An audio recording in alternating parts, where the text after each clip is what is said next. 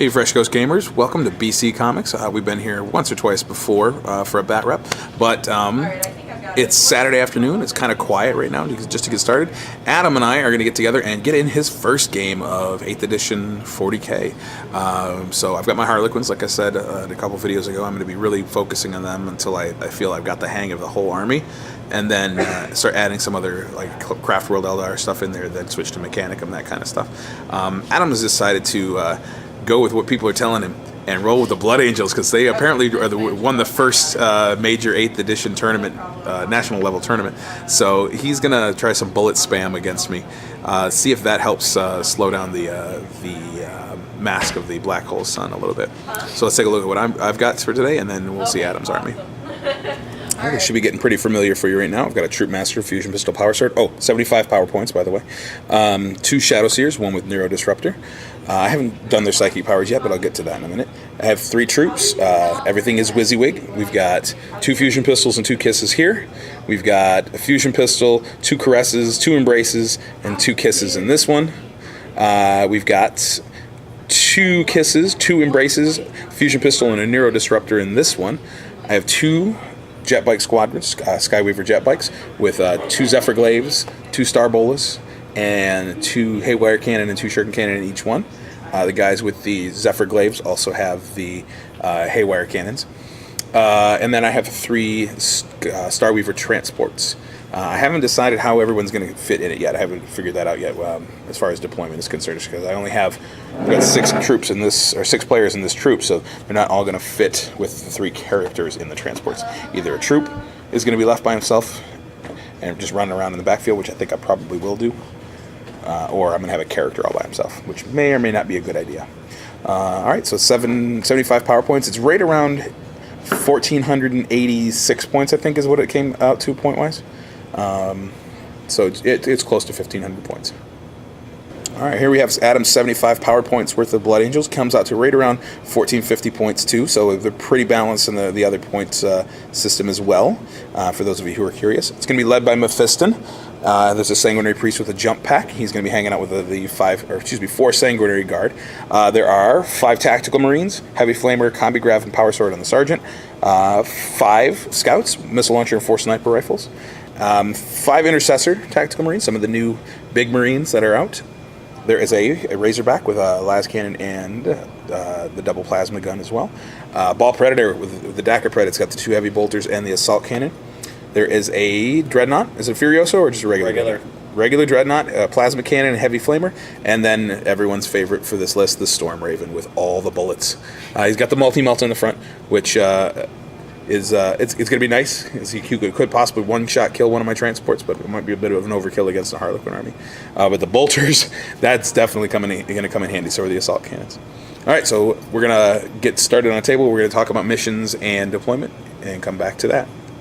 So here we have a shot of the table. This is all Adam's stuff that he brought from home because it looks pretty, and of course, it's all stuff I painted, so he likes to bring it out whenever we play. It makes me feel nostalgic. I have my Harleys all set up in the triangle. What was this one called? Is this a Spearhead deployment? Spearhead deployment, yep. I think. Yep, so Adam, I won the role to deploy the first objective, which means that Adam got to choose the deployment style, which means that I had to deploy first.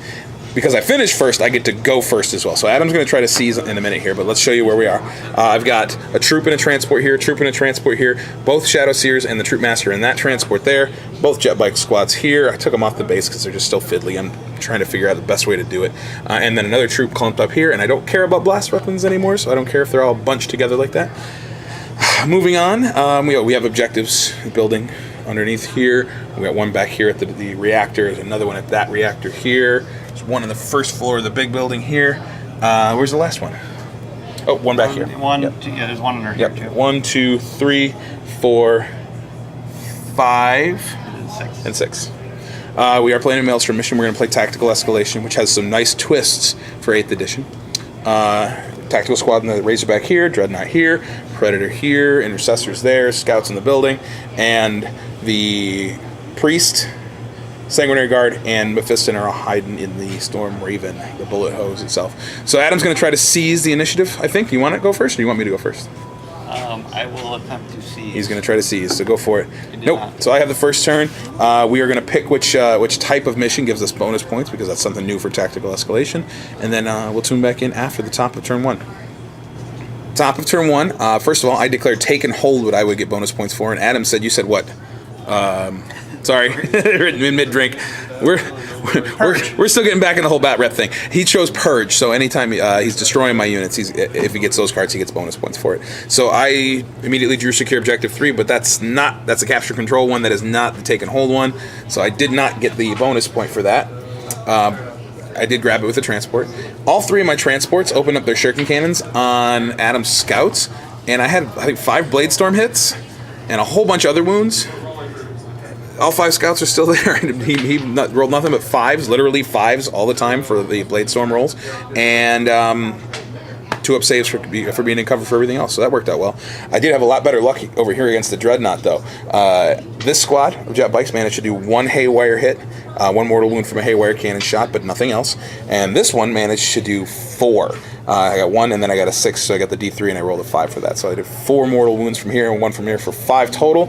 But Dreadnoughts don't appear to have a damage table. They stay solid the whole way, so he's still good. But he only has 3 wounds remaining, and I'm too far away to make a charge. So that is it for the top of turn 1. I have 1 point, and Adam is at 0. Bottom of 1 coming up.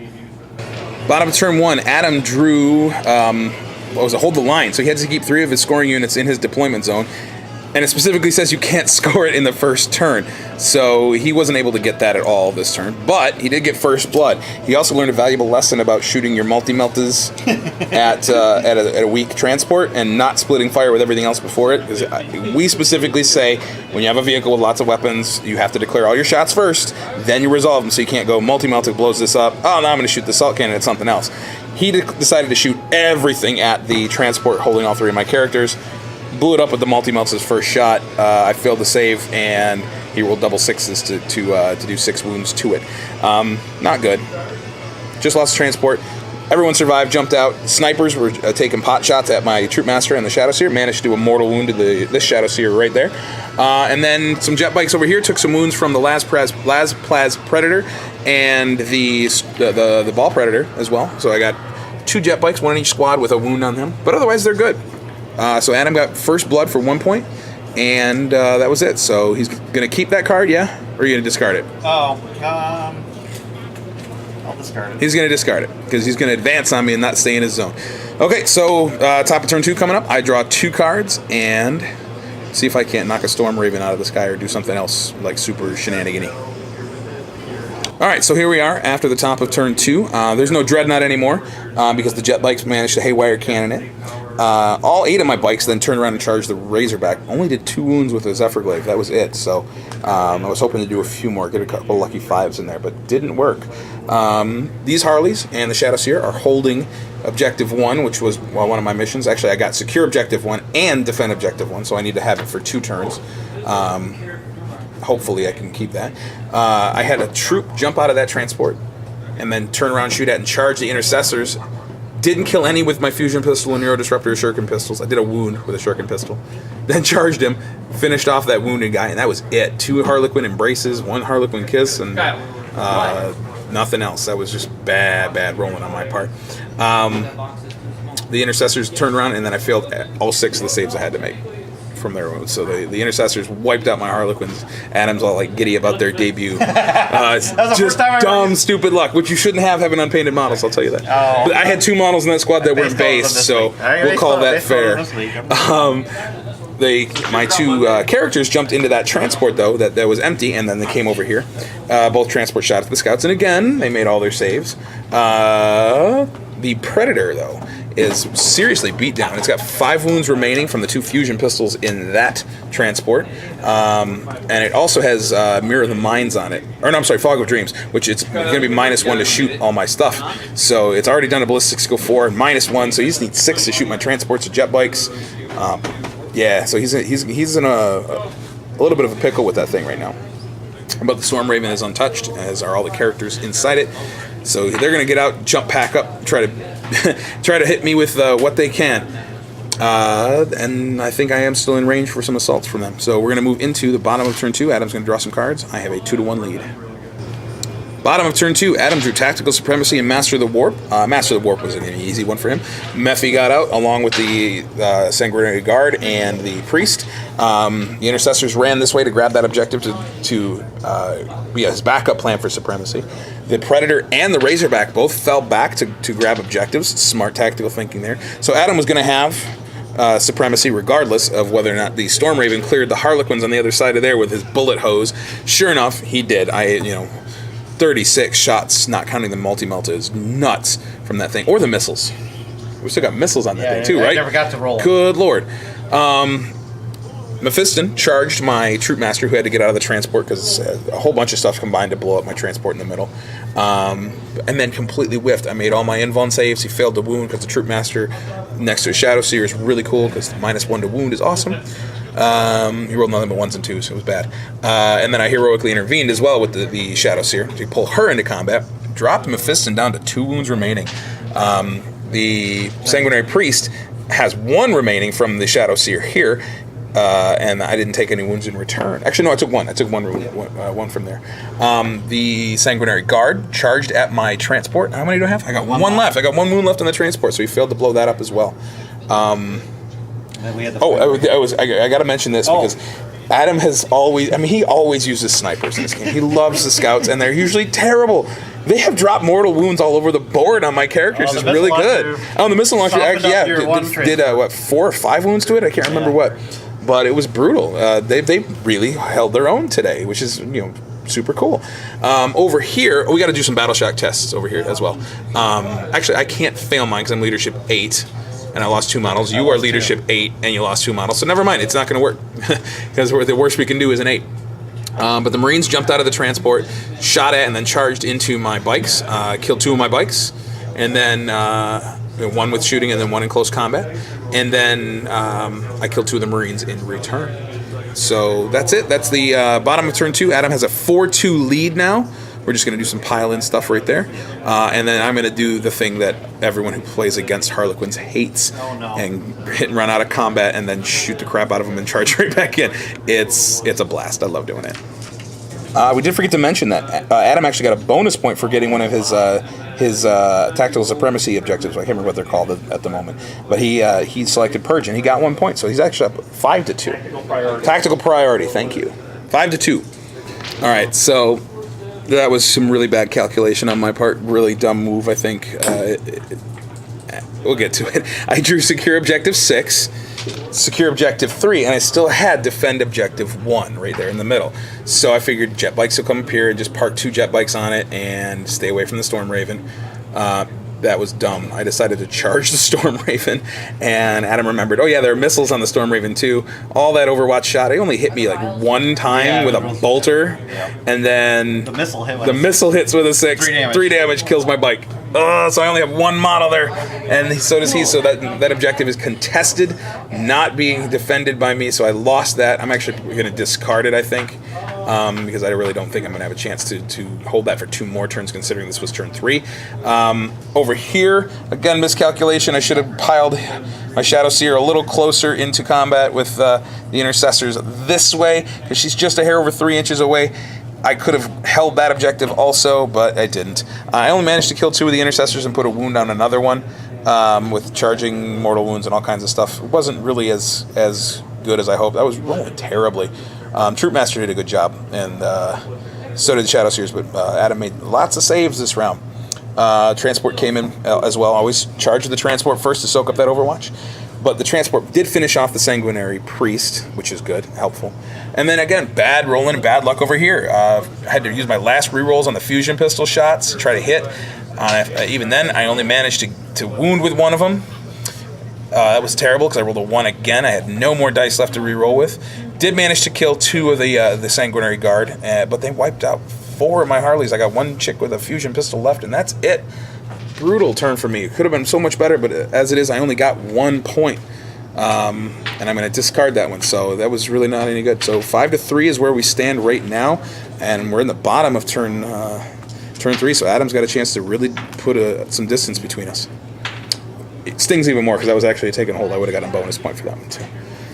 All right, so Adam had a great turn. This thing is too good.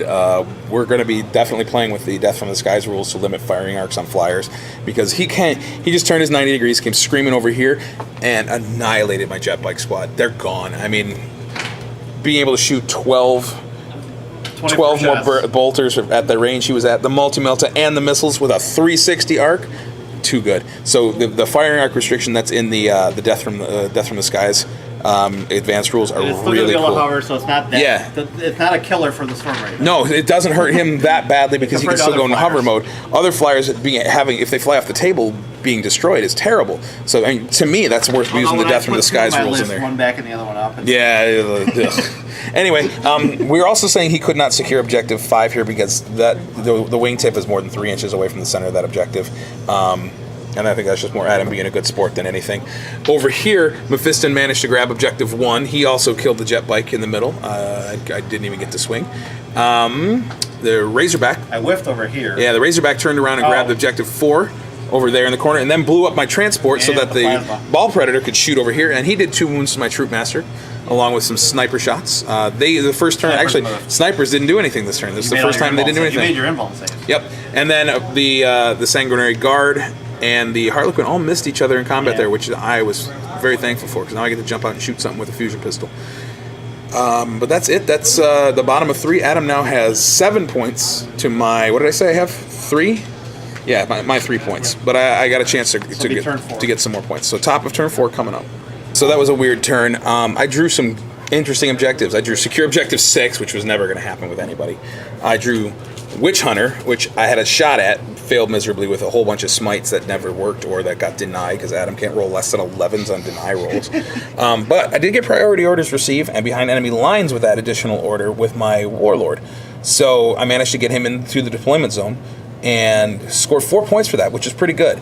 But he didn't do much. I did a wound to 1 Sanguinary Guard with the Power Sword. Actually, no, I'm sorry, the Power Sword didn't do anything. It was the Harlequin herself over here did one. Just a lucky 2-up save. So Adam's going to jump out, shoot me there. I did have both my Shadow Seers try to charge Mephiston and hopefully get lucky with some misstabs, but this one failed, and that one got in there and didn't do anything, and she died. So I have beat up Shadow Seer, beat up Troop Master, and a single troop with a fusion pistol left, and he's just going to jump away and slap me down with some massive shooting.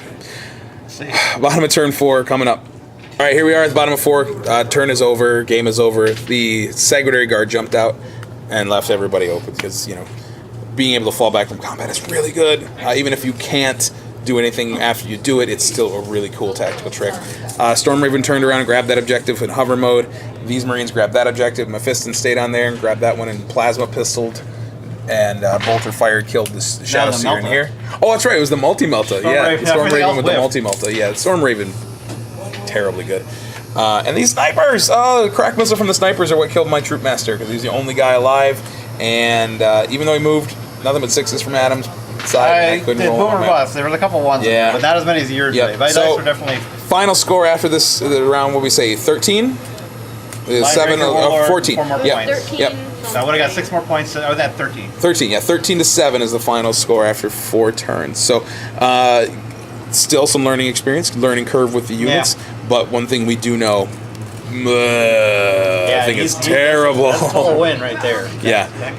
And he's, 15 points? That's pretty good for 15 points. The Ball Predator was pretty fearsome, too, once it was able to around a little bit at the end, but it's having to move and fire heavy weapons. If you can make him move, it makes him a lot better. That's also Machine Spirit does help so much.